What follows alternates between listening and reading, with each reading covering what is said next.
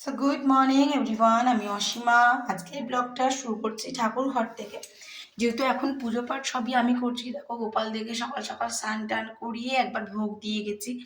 Second time আমি উলের sweater পরিয়ে দিয়েছি, ঠান্ডা আজকে বেশ ভালো আছে। আর এটা আমাদের বহুত দিনকার, মানে এই যে লক্ষ্মী নারায়ণটা দেখছো, এটা আমাদের অনেক দিনকার পুরনো। তো চলো, গুড মর্নিং এভরিওয়ান, আমি অসীমা, অসীমা ডেলি ব্লগিং চ্যানেলে আর কি নতুন ভিডিওতে জানাই তোমাদের সকলকে আবার একবার স্বাগত।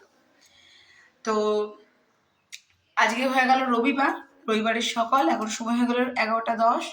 তো আজকের ব্লগটা যখন থেকে শুরু করছি, মিঠি সকাল সকাল এসেছিল সেন্সি, মানে ক্যারাটে স্যার।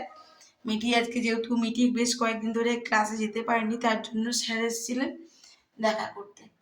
তো খুব ভালো হলো, গল্প হলো, খানিক্ষণ বসলেন, চলে গেছেন। আমি এখন পুজো টুজো করে নিয়েছি, তো নিচে চলো, মাকে খেতেও দিয়ে দিয়েছি, সকাল থেকে চা হয়ে গেছে আমাদের অনেকবার।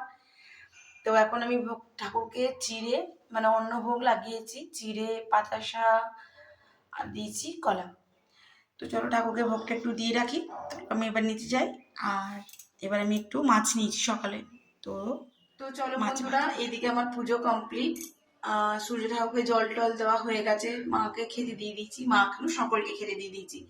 যেহেতু আমি পুজো করবো তাই আমি কিছু এখনো খাইনি। তো পুজো হয়ে গেল কমপ্লিট, আমার ভোগ দেওয়া হয়ে গেছে ঠাকুরকে, আমাদের গোপাল ঠাকুরকে সেবা লাগানো হয়ে গেছে। নিচে আমি বসিয়ে দিয়েছি ভাত, যাতে মা সময় মতন ভাতটা পায়। আর একটু মাছের ঝোল করবো, চলো দেখি আর কি কি করবো। অবশ্যই ব্লগের সঙ্গে দেখো, দেখতে পাবো আজকে ব্লগটা। কালকে অপারেশনের, আজকে ডে 2। তো মা আজকে অনেকখানি ভালো আছে। চলো, সো গুড আফটারনুন। দেখো আজকে লাঞ্চ রেডি করার পর তোমাদের সঙ্গে ভিডিওতে আসলাম। এই যে বাবার আলু ছাড়া পেঁপে দিয়ে মাছ আর ব্রকলি দিয়ে ঝোল। আমাদের বাড়িতেই আর কি সবজি দিতে এসেছিলো, যে ছানা দিয়ে যায় সেই সবজি দেয়, মানে এই গ্রামের পাশেই থাকে আর কি। আর করেছি মুগের ডাল লাউ দিয়ে। এটা মিঠির জন্য আলু দিয়ে ব্রকলি মাছের ঝোল, আর এই যে লাউ দিয়ে মিঠির, মাকে খাইয়ে দেওয়া হয়ে গেছে। আর এই আছে ডাল, আর এই করেছিলাম দেখো মাছের ঝোল। আর এই লাউয়ের তরকারিটা, এটা তো কালকে দেখেছো। আর এই মানে ঝাল দিয়াটা আছে, এটা এখন বাবাকে দিয়ে দেবো। তো চলো, এই লাঞ্চ এখন ওদেরকে দিয়ে দিই, আর তারপরে আমি খেতে বসবো ওদের সঙ্গেই। তো চলো।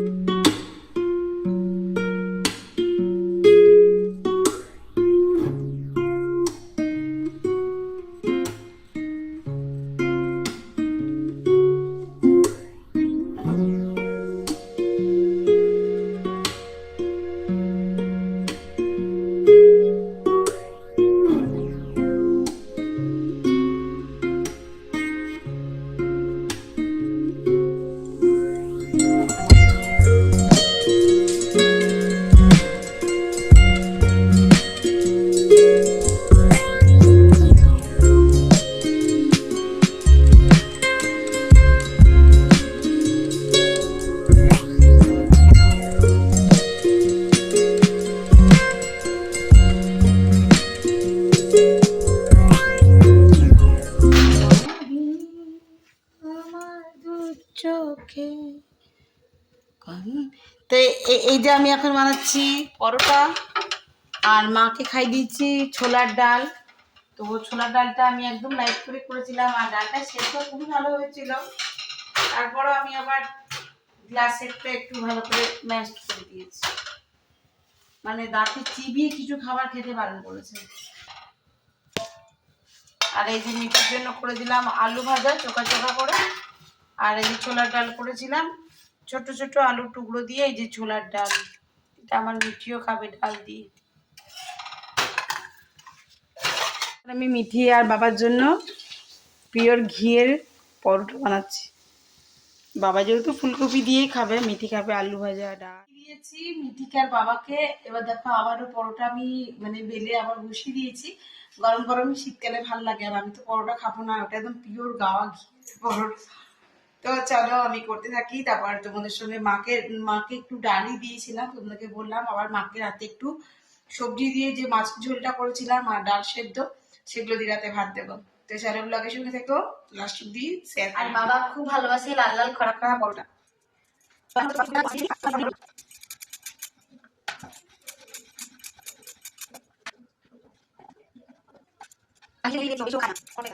চায়ের ক্যান আবারও বাবা খাওয়া দাওয়ার পরে খাবে একটু চা, তারপর বসে টিভি দেখবে, আমি একটু মোবাইল দেখবো। আর এদিকে দেখো মায়ের জন্য মাছের ঝোল হালকা করে রাখা আছে, আর রাখা আছে এক বাটি ডাল। এটা সমস্তটা গরম করব, তারপর মাকে ভাতের সঙ্গে খুব ভালো করে চটকে মাখিয়ে খাব। তো চলো তবে বন্ধুরা, আজকের মতন ব্লগটাকে শেষ করছি। ব্লগে কিছু ভালো লাগলে অবশ্যই লাইক কমেন্ট শেয়ার করে দিও। যদি আমাকে ফেসবুক থেকে দেখছো তো প্লিজ আমার ফেসবুক পেজটা একটু ফলো করে নিও, আর ইউটিউব থেকে দেখলে চ্যানেলটা প্লিজ সাবস্ক্রাইব করে পাশে থাকবে। সকলেই খুব ভালো থেকো, সুস্থ থেকো। আবার একটি নতুন ভিডিওতে নতুন ব্লগে তোমাদের সঙ্গে আবারও খুব তাড়াতাড়ি দেখা হচ্ছে। আর আমার মা কেমন আছে তোমাদের সঙ্গে আমি অবশ্যই আপডেট দিতে থাকবো। তবে লাইন্সে যে অপারেশনটা হয়েছে সেটা খুব ভালো হয়েছে। যদি কেউ করাতে চাও আমাদের অন্ডালে তো বলতে পারো, আমি যতটুকু জানি বা জেনেছি তোমাদেরকে আমি অবশ্যই গাইড করতে পারবো। তো চলো আজকের মতন এইটুকুই। আমার মা এখন খুব ভালো দেখছে, এখন চোখটা একটু রিল্যাক্সে থাকতে বলেছে যেহেতু, তার জন্য এখন মাকে আমি শুয়ে রেখে দিয়েছি। অনেকবার আসার চেষ্টা করলো, বাট ওই চিৎকার আওয়াজে যে আমি একটু আওয়াজ করে চিৎকার করি, ব্যাস চুপচাপ চলে গেছে। তো চলো এখন বাবার আমি একটু চা খাবো, তারপর মাকে দেবো ডিনারটা একটু দেরি করে, কেন মাকে অনেকটা ডাল পেট ভরে একটু খাইয়েছি। কেন ডালটা সেদ্ধ ভালো হয়েছিল, কিন্তু তারপর আমি আবার গ্লাস দিয়ে স্ম্যাশ করেছি ভালো করে, যাতে দাঁতে না লাগে। আমাকে ডাক্তার বললো যে দাঁতে চিবিয়ে যাতে সেরকম কোনো শক্ত খাবার না দেবে। তো আমার দরকার নেই, আমি এই জন্য ডালটা খুব ভালো করে সেদ্ধ তো ভালো হয়েছে, তার উপর আবার স্ম্যাশ করেছি, দিয়ে মাকে ডালটা করে দিয়েছিলাম। মা বলছে খুব সুন্দর খেতে হয়েছে, তুই কত ভালো রান্না শিখে গেছিস। তো যাই হোক, আমার মা খুব ভালো রান্না করে, আমার মা রান্না করে, আমার দিদাও খুব সুন্দর রান্না করে। ওদিকে আমার ঠাকুমা কিন্তু 100 রান্না করে। কিন্তু এখন আমার দিদা ঠাকুমারা বলুন যথেষ্ট বয়স হয়ে গেছে, এখন আর সেরকম করে না। কিন্তু আমার ঠাকুমার হাতে সোয়াবিন পাপড়ের তরকারি আমার মানে আজও আজও মনে থাকে। আর আমার দিদার তো যা অনেক রান্না, শুধু রান্না নয়, পিঠে। আমার ঠাকুমা আবার পিঠে পিঠে করতো না। আমরা ঠাকুমাকে পিঠে করতে কোনোদিন দেখিনি, আমরা তো বড় হয়েছি। তো আমার দিদা কিন্তু অনেক রকম, আমার শ্বশুর মশাই আমার দিদার হাতের ওই পিঠে, আমার মায়ের হাতের ওই মানে আমরা এদেশীয় তো সেদ্ধ পিঠে খাবার জন্য আমার শ্বশুর মশাই বারবার আসতো। আমার দিদাও নিমন্ত্রণ করতো আসার জন্য আমার শ্বশুর মশাই, যে বাবা আসবে আসবে, চা ফুটে গেছে। আমার শ্বশুর মশাই আসতো, খুব ভালোবাসতো খেতে আমাদের বাড়িতে পিঠে। তো আমাদের সরু চাকলি বলো, পাটিসাপটা বলো, সেদ্ধ পিঠে খুব ভালো হয়। ঠিক আছে, তোমাদের সঙ্গে শেয়ার করতে থাকবো, ব্লগে অবশ্যই সঙ্গে থেকো। আর আমার মায়ের আপডেটও তোমাদের সঙ্গে আমি অবশ্যই শেয়ার করবো। সকলে ভালো থেকো, সুস্থ থেকো, আবার দেখা হচ্ছে খুব তাড়াতাড়ি। টাটা বন্ধুরা, গুড নাইট।